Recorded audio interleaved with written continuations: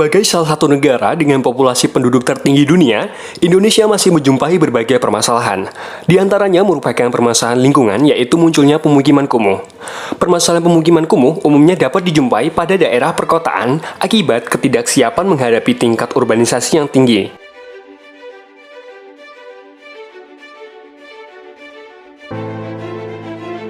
Indonesia adalah salah satu negara dengan tingkat urbanisasi tertinggi Asia, dengan jumlah penduduk perkotaan sebanyak 137 juta jiwa atau 53,7% dari total populasi penduduk, dengan pertumbuhan urbanisasi 4,1% per tahun. Bank Pembangunan Asia atau Asian Development Bank melaporkan proporsi penduduk perkotaan Indonesia yang tinggal di daerah kumuh, pemukiman informal, atau perumahan tidak layak sebanyak 30,6% dari total penduduk pada 2018. Proporsi ini meningkat 7,6 poin dari 23% pada 2010. Direktorat Jenderal Cipta Karya Kementerian Pekerjaan Umum dan Perumahan Rakyat menjelaskan, jika pertumbuhan lingkungan pemukiman kumuh ini dibiarkan, maka derajat kualitas hidup masyarakat miskin akan tetap rendah. Sehingga dalam upaya mengatasinya, Dijen Cipta Karya Kementerian PUPR melalui program Kotaku, Kota Tanpa Kumuh. Program ini adalah salah satu dari sejumlah upaya strategis Direktorat Jenderal Cipta Karya Kementerian Pekerjaan Umum dan Perumahan Rakyat untuk mempercepat penanganan pemukiman kumuh di Indonesia dan mendukung gerakan 100-0-100, yaitu 100% akses universal air minum, 0% pemukiman kumuh, dan 100% akses sanitasi layak.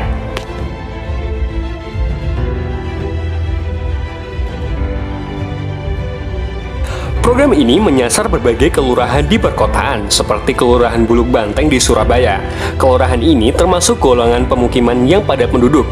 Dengan adanya program Kotaku, Kota Tanpa Kumuh, diharapkan wilayah ini dapat menjadi tempat yang layak untuk ditinggali, sehingga dapat menjadi lingkungan yang bersih, indah, dan nyaman, agar nantinya bisa terwujud kota tanpa kumuh.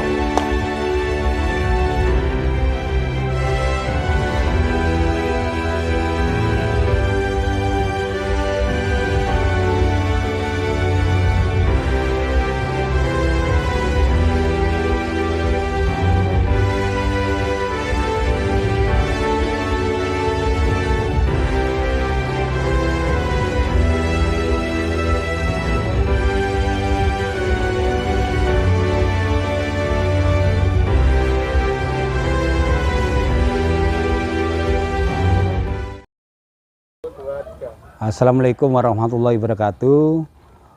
Pertama-tama saya ucapkan banyak terima kasih kepada program DFAT ini dan tim Kotaku. Perkenalkan, nama saya Khairul Anam, Ketua BKM Sejahtera Kelurahan Bulak Banteng. Pertama awal program Kotaku masuk di Kelurahan Bulak Banteng karena Bulak Banteng termasuk wilayah kumuh yang di-SK-kan oleh wali kota. Adapun awal-awal kita sudah pendekatan ke warga yang terdampak melingkupi RT 1 sampai dengan RT 13, menjadi pemetaan, identifikasi bahwa mana-mana yang harus terselesaikan untuk kegiatan sanitasi dan saluran air. Adapun tambahan dari kegiatan itu adalah pavingisasi. Di dalam proses-proses kegiatan DFAT ini kita melibatkan banyak warga, banyak tokoh masyarakat, terutama pihak-pihak kelurahan yang selalu mendukung program Kotaku Surabaya. Proses awal identifikasi kegiatan pelaksanaan kegiatan pembangunan di wilayah Kelurahan Bulak Banteng melingkupi sanitasi komunal dan saluran air. Adapun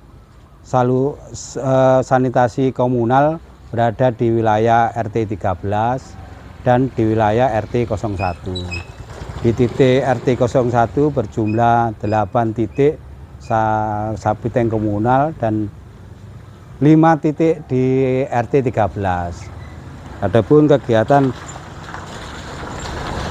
sanitasi di wilayah kami melingkupi sapi tank komunal yang berada di sepanjang pinggir sungai Merutu Kalianyar.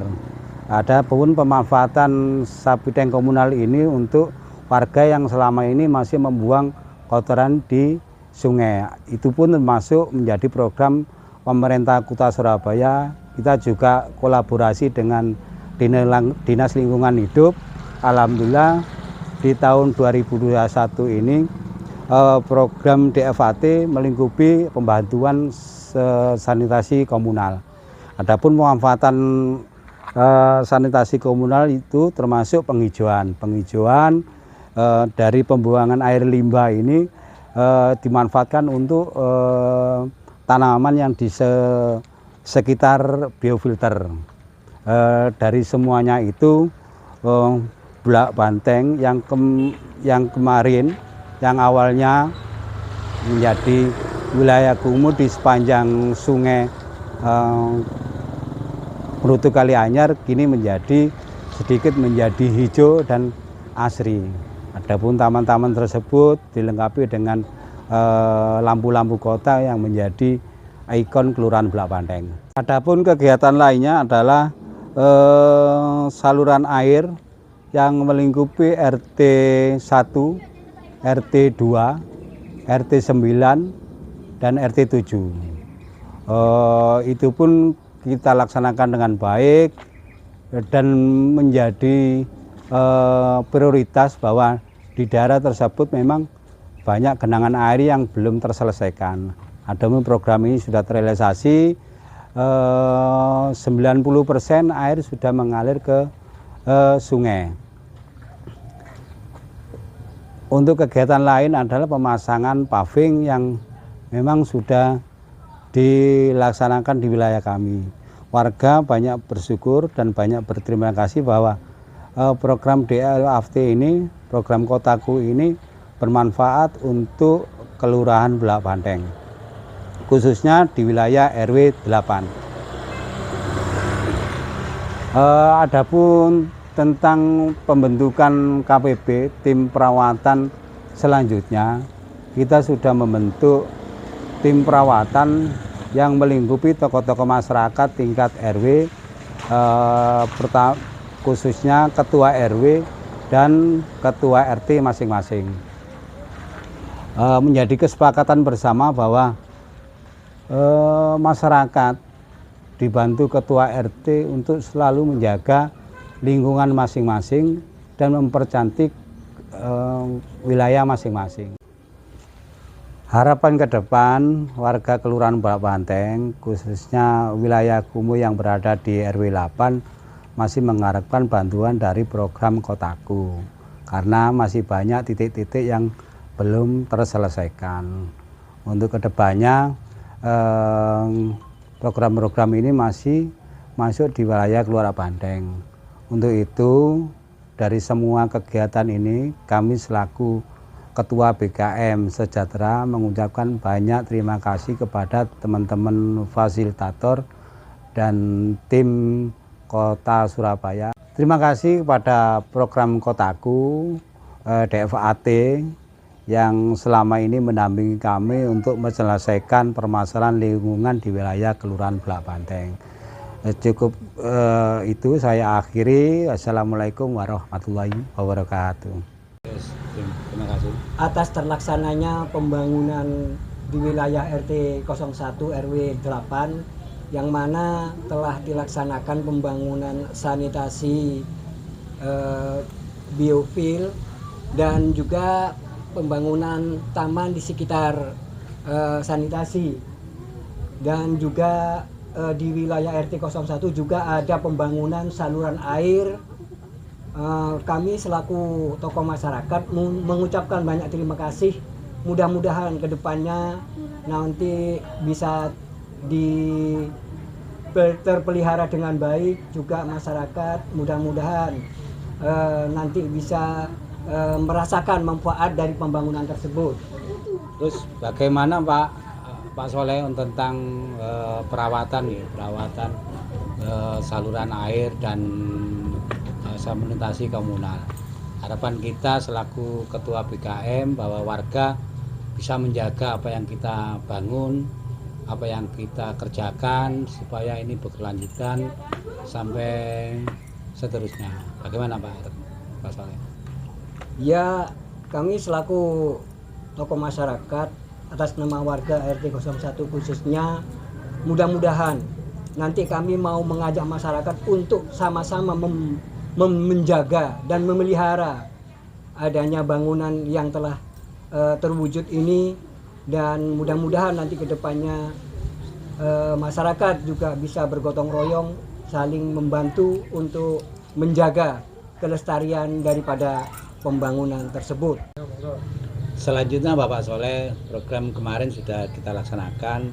Harapan jenengan ke depan apa yang perlu jenengan inginkan, apa masih ada yang belum terselesaikan. Enggak Pak Soleh. Harapan kami ke depan mudah-mudahan dari kotaku ini ada pembangunan program yang baru, nantinya mudah-mudahan di wilayah kami juga akan mendapatkan pembangunan tersebut. Harapan kami nantinya, karena ada di wilayah RT 01 ini ada sebagian yang sangat membutuhkan program pembangunan tersebut. Demikian harapan kami selaku tokoh masyarakat. Kami mengucapkan terima kasih dan besar harapan kami. Mudah-mudahan kedepannya nanti bisa berkelanjutan. Terima kasih. Kami selaku atas nama tokoh masyarakat mewakili warga RT 01 RW 8 mengucapkan wassalamualaikum warahmatullahi wabarakatuh. Ya, selamat sore teman-teman. Di sini kami sudah bersama dengan Pak Lurah Bulak Banteng, Pak Dedi Purwito. Terima kasih atas kesempatannya dan terima kasih sudah meluangkan waktunya bersama kami. Di sini kami ingin mau bercerita dan berdiskusi dengan Bapak terkait adanya program Kotaku DFAT di Kelurahan Bulak Banteng. Nah, kami ingin bercerita santai saja ya Pak ya, bagaimana tanggapan Bapak terkait adanya program Kotaku DFAT ini di Kelurahan Bulak Banteng? Ya, oke, terima kasih teman-teman dari DFAT ya, Kotaku ya. Jadi saya Dedi, saya kebetulan lurah baru 3 bulan di sini gitu ya. Dengan adanya program Kotaku ini tentunya sangat bermanfaat buat kami, terutama wilayah Bulak Banteng ya, karena pembangunan Bulak Banteng ini kan menjadi salah satu daerah kumuh ya sesuai SK Wali Kota, sehingga kami perlu adanya anggaran-anggaran pembangunan yang untuk mengentaskan kekumuhan itu dari wilayah kami Bulak Banteng. Seperti itu Mbak. Lalu di program Kotaku DFAT ini kan ada 3 kegiatan utama Pak. Yang pertama ada biofil komunal, kemudian ada saluran drainase, dan paving ya, paving. Nah, itu bagaimana antusias dari masyarakat Bulak Banteng itu sendiri terkait adanya kegiatan 3 kegiatan utama ini? Ya, jadi Bulak Banteng ya, tadi kegiatannya ada 3 tadi ya, biofil komunal, paving, saluran ya gitu ya. Itu memang 3-tiganya sangat dibutuhkan di tempat kami ya. Untuk biofil komunal itu selama ini warga yang tinggalnya di sepanjang Kali Mrutu gitu ya, itu biasanya kan mereka pembuangan saluran air kotornya ya dari jamban-jamban masing-masing rumah itu langsung ke sungai, ke Kali Mrutu tadi. Nah, dengan pembangunan biofil komunal itu artinya ada tempat penampungan, jadi mengurangi pencemaran yang ada di Kali Mrutu. Itu yang untuk biofil komunal.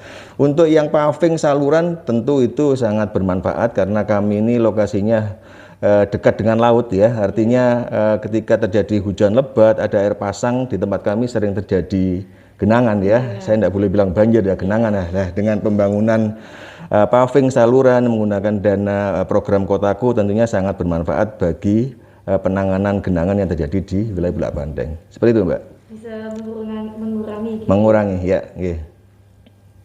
Lalu untuk keberlanjutannya nih Pak, nah setelah kegiatan ini selesai, apakah sudah ada tim pengelola atau tim yang pemeliharaan ya? Iya. Ya. Itu bagaimana Pak? Apakah Bulak Banteng sudah siap atau belum? Ya, jadi untuk tim pemeliharaan kami sudah ada timnya ya, sudah ada timnya ya. Beberapa ketua RW juga terlibat di situ sebagai tim pemeliharaan. Artinya nanti pembangunan yang sudah dilaksanakan nanti tentu akan ada pemeliharaan. Sudah ada timnya, Mbak. Sudah ada timnya sendiri ya, Pak. Ya. Kemudian di kondisi saat ini kan kita sedang menghadapi pandemi COVID-19 ini. Ya, Nah, adanya program ini tuh bagaimana sih Pak? Apakah bisa membantu dari masyarakat itu sendiri atau bagaimana? Kan mengingat program kita ini kan juga program padat karya yang tenaga kerjanya juga melibatkan dari masyarakat lokal itu sendiri. Bagaimana Pak? Seperti yang kita ketahui bersama ya, dampak pandemi ini kan menimpa ke banyak sektor ya, terutama taraf ekonomi dan kehidupan masyarakat kan menurun gitu ya, sangat menurun ya, banyak yang kehilangan pekerjaan dan lain-lain gitu ya. Dengan program Kotaku ini yang sifatnya menekankan ke pemberdayaan masyarakat gitu ya, artinya banyak masyarakat yang terlibat, banyak warga kami yang terlibat dalam program ini, dalam pelaksanaan ini, sehingga sedikit banyak juga membantu ya untuk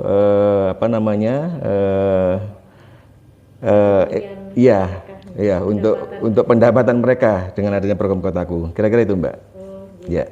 Lalu untuk harapannya sendiri, harapannya dari Pak Lurah ataupun harapannya dari Kelurahan Bulak Banteng itu sendiri untuk kedepannya bagaimana, Pak? Ya, jadi di wilayah Bulak Banteng masih ada lokasi-lokasi yang lain, Mbak, yang perlu sentuhan gitu ya. Tentunya kalau kami mengandalkan pembangunan itu hanya dari APBD saja, tentunya kami harus berbagi ya dengan daerah yang lain ya. Kami berharap untuk program Kotaku bisa dilanjutkan di tempat kami, karena seperti kemarin yang biofil komunal kita hanya menyentuh beberapa saja, belum semuanya. Jadi harapan kami nanti bisa ada lagi ya di tempat kami dan dilanjutkan gitu ya, termasuk untuk paving saluran di lokasi-lokasi yang lain ya. Kurang lebih seperti itu, Mbak. Sudah cukup, Pak. Terima kasih atas waktunya. Ya. Pak Dedi sudah meluangkan waktunya untuk berdiskusi dengan kami. Selamat pagi. Assalamualaikum warahmatullahi wabarakatuh. Selamat sore, salam sejahtera bagi pemirsa semua di Kota Surabaya khususnya. Saya Abdus Salam, Koordinator Kota Program Kotaku Tanpa Kumuh yang ada di wilayah Kota Surabaya. Pada sore hari ini kita akan berbincang-bincang dengan Bapak Andi sebagai Pokja di Kotaku Surabaya terkait dengan program FAT yang ada di 3 kelurahan, yakni di Kelurahan Wonokusumo, Kelurahan Bulak Banteng, dan Kelurahan di Gunung Anyar Tambak. Selamat sore Pak Andi. Sore Pak Salam, apa kabar Pak? Gimana kabarnya? Kabar baik ya? Alhamdulillah baik Pak. Sibuk ya Pak Andi ya? Ya alhamdulillah masih jalankan tugas Pak. Ini Pak Andi, kita nih terkait dengan program Kotaku tepat di yang ada di Kelurahan Wonokusumo, kemudian Gunung Anyar Tambak, dan Kelurahan Bulak Banteng. Menurut Pak Andi, terkait dengan program DFAT di Kota Surabaya, implikasi dari program pemerintah melalui program Kotaku, yakni DFAT, menurut Pak Andi bagaimana? Ya, terima kasih Pak Salam. Pertama, kami akan apresiasi ya, terima kasih khususnya kepada pemerintah pusat melalui Kementerian PUPR. Artinya di sini Kota Surabaya mendapatkan bantuan melalui program Kotaku yang didanai melalui program DFAT ini, DFAT yang dana grant dari pemerintah Australia ya Pak Salam. Ya, di sini kami cukup menyambut baik dan secara pemantauan kami, artinya di sini program yang cukup membantu Mendak Kota khususnya bagi warga Kota Surabaya, karena secara prinsipnya kegiatan DFAT ini istilahnya merangkul masyarakat untuk turut melaksanakan kegiatan pembangunan di wilayahnya. Ya, di sini membantu masyarakat dalam masa pandemi ini. Dalam pandemi ini banyak warga yang juga terdampak secara ekonomi, artinya dengan adanya pekerjaan yang didanai dari DFAT ini membantu pertama secara penghasilan masyarakat yang sedikit banyak juga terdampak dalam masa pandemi. di Kota Surabaya. Seperti itu mungkin Pak. Ya, makasih Pak Andi terkait dengan dampak pandemi yang terutama juga di Surabaya juga termasuk wilayah yang pekat dulu ya. Iya. Jadi dengan adanya program DFAT ini secara ekonomi juga mengangkat warga karena program Kotaku DFAT ini kan juga menjadi bagian program yang menitik beratkan kepada padat karya. Iya. Kelibatan masyarakat, partisipasi masyarakat menjadi utama dalam program Kotaku ini. Iya. Karena di 3 kelurahan ya Pak, ada 3 jenis kegiatan yang lebih fokus kepada paving, kemudian biofuel, kemudian drainase. Iya. Nah kira-kira gimana Pak? Karena 1M, 2M ini kan tidak akan menuntaskan semua persoalan yang ada di 3 kelurahan ini. Peran Pokja maupun pemerintah kota untuk kolaborasinya bagaimana Pak? Ya, sebenarnya dengan adanya kegiatan ini paling tidak disampaikan Pak Salam tadi dengan suatu istilahnya aspek yang menjadi prioritas kota ya, khususnya yang terkait dengan drainase, karena Kota Surabaya pun saat ini juga masih tetap menaruh perhatian besar berkaitan dengan penanganan genangan di Kota Surabaya. Dan kembali lagi terkait dengan masalah sanitasi maupun biofuel, ada satu hal yang menjadi istilahnya PR kota juga untuk dapat meningkatkan kualitas permukiman, khususnya terkait dengan kualitas dari lingkungannya. Jadi artinya di sini kami sampaikan bahwa Kota Surabaya berdasarkan perencanaan ke depan dalam rencana pembangunan jangka menengah 2021-2026 juga kami masih tetap menjadikan program peningkatan kawasan permukiman jadi suatu program prioritas yang kami jalankan yang dijalankan oleh Kota Surabaya hingga 5 tahun ke depan. Jadi artinya terkait dengan peningkatan kualitas peningkatan kualitas wilayah permukiman ini salah satu hal yang menjadi prioritas kota untuk dilakukan secara berkesinambungan dan berkelanjutan untuk meningkatkan kualitas dari kawasan permukiman masyarakat Kota Surabaya. Mungkin seperti itu Pak. Ya, satu hal Pak lagi Pak Andi.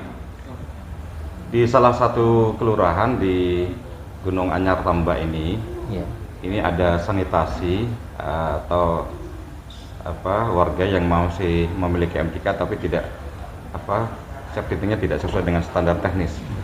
Nah dari sanitasi layak kemudian beranjak menjadi sanitasi aman. Kira-kira bagaimana kemudian karena DEFAT ini kan lebih pada pembangunan yang inovatif, kemudian juga ramah difabel, kemudian yang di Kotaku itu jargonnya adalah tentang pembangunan universal access itu. Nah, yang sanitasi aman ini Pak, kira-kira bagaimana kemudian karena Kotaku sampai saat ini masih belum mengcover terkait dengan sanitasi aman. Pemkot bagaimana kemudian melalui Pokja PKP atau di forum Pokja PKP? Baik Pak. Ya, berkaitan dengan sanitasi aman ya, sekarang kan sudah berkembang dari sebelumnya sanitasi layak menjadi sanitasi aman ini. Ada yang kami sampaikan berkaitan dengan hal ini, intinya Pemkot kami sampaikan lagi bahwa ke depan dalam program pemerintah Kota Surabaya juga menaruh peran besar terkait dengan peningkatan kualitas sanitasi masyarakat. Tadi berkaitan dengan khususnya pipa komunal menjadi salah satu kegiatan yang akan dilakukan oleh Pemerintah Kota Surabaya, bagaimana untuk menyediakan sarana bagi masyarakat di wilayah-wilayah yang belum tercukupi penyediaan, khususnya misalkan Jamban itu bisa kita fasilitasi dengan penyediaan septic tank secara komunal. Selain itu juga Kota Surabaya juga ke depan juga masih terus menjalankan kegiatan terkait dengan penyediaan motor jamban bagi masyarakat yang tidak mampu atau masyarakat berpenghasilan rendah. Jadi di sini kami ke depan terus melakukan inovasi, berupaya untuk melakukan upaya-upaya bagaimana untuk mencapai target atau istilahnya mencapai kondisi bahwa sanitasi di kawasan permukiman, khususnya di kawasan permukiman yang belum tersedia fasilitas sanitasi secara aman itu bisa dapat tercukupi. Mungkin seperti itu Pak. Terima kasih Pak Andi. Ya. Teman-teman sekalian, demikian bincang-bincang santai dan singkat dengan Bapak Andi sebagai Pokja Kotaku Surabaya, sebagai Pokja PKP. komitmen pemerintah Kota Surabaya terkait dengan senantiasa aman atau senantiasa layak kemudian tidak bisa diragukan kembali. Mudah-mudahan ke depan kolaborasi kemudian keberlanjutan yang akan dinahkodai oleh pemerintah Kota Surabaya berjalan lancar. Makasih Pak Andi. Mohon maaf mengganggu. Makasih, Assalamualaikum warahmatullahi wabarakatuh. Assalamualaikum warahmatullahi wabarakatuh. Selalu Pak. Terima kasih kepada semua pihak-pihak yang terlibat dalam pembangunan program Kotaku DFAT 2021. Semoga kedepannya program ini bisa berlanjut karena masih banyak lokasi yang masih belum terjangkau.